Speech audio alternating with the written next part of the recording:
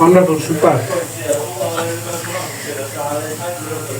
মনে হচ্ছে পিঠা খাইতে ঠিক আছে যেরকম একটা টেস্ট ওর মধ্যে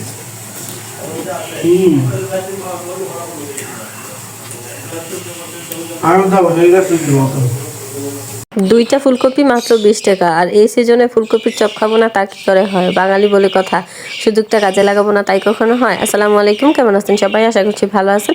আমরা আল্লাহর মতো খুব ভালো আছি।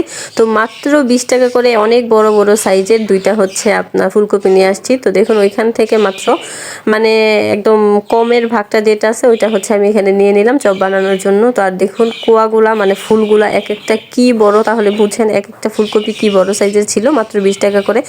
তো ভাবলাম আজকে আপনাদেরকে এই সিজনে মানে সবাই একটু ফুলকপি খাক, সিজনাল সবজি একটু খাওয়াই যাক। অনেক সময় দেখা যায় বাচ্চারা হচ্ছে আপনার সবজি খেতে চায় না, এইভাবে করে দিলে আপনার অবশ্যই সবজিটা খাবে। আর খাওয়ার পর আপনারা তো প্রথমেই দেখতে পেলেন ওনার রিভিউটা কি ছিল। তো যাই হোক, এখানে আমি ফুলকপিগুলোকে খুব সুন্দরভাবে ধুয়ে পরিষ্কার করে নিয়েছি। এবার দেখুন শুধুমাত্র ফুলগুলোকে গ্রেটার দিয়ে গ্রেট করে নিয়েছি। আর উপরে যে গ্রেটের যে উপরে মোটা অংশটা থাকে ওইটা দিয়ে গ্রেট করবেন। এতে কি হয়, ফুলকপিগুলো একদম মানে মিহি হয়ে যায় না, একটু একটু দানাদার থাকে। আর দানাদারটা এটা খেতেই অনেক বেশি ভালো লাগে। তো যাই হোক, এদিকে দেখুন কথা বলতে বলতে আমার গ্রেট করা হয়ে গেছে।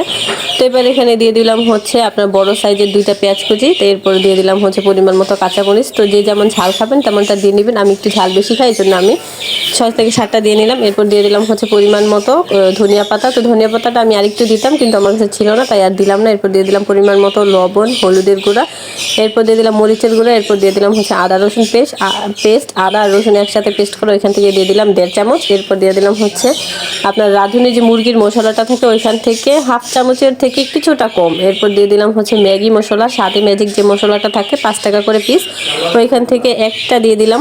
এরপর দিয়ে দিলাম হচ্ছে পরিমাণ মতো ভেষন আর হচ্ছে চালের গুঁড়ো, এই দুইটা দিলাম হচ্ছে বাইন্ডিংয়ের জন্য।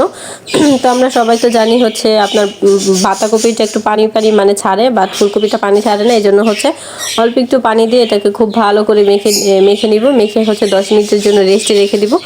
এই তো 10 মিনিট পর ফিরে আসলাম। এবার চুলাতে বসিয়ে দিলাম একটা কড়াইয়ের মধ্যে দিয়ে দিলাম পরিমাণ মতো তেল। তো তেলটা যখন গরম হয়ে যাবে তখন দিয়ে দিব হচ্ছে আপনার পেঁয়াজগুলো, মানে আমি এখানে হচ্ছে পেঁয়াজের আকৃতিতে ভেজে নিলাম। তো আপনারা চাইলে যে কোনো আকৃতিতে ভাজতে পারেন, গোল গোল বা যে কোনো শেপে করতে পারেন, আরও ছোট বড় যেমন খুশি তেমন করতে পারেন। তো যাই হোক, আমি এখানে হচ্ছে দেখুন এভাবে মানে পেঁয়াজের মতো করে সবগুলো আপনার এক এক করে দিয়ে নিলাম। আর চুলার আঁচটা হচ্ছে মিডিয়াম টু লো হিটে থাকবে। তো এই চুলার আঁচটা একদমই বাড়ানো যাবে না, মিডিয়াম টু লো হিটে রেখে এটাকে আস্তে আস্তে করে এদিক ওদিক করে এপিট ওপিট করে খুব সুন্দর করে লাল লাল করে ভেজে নেবেন।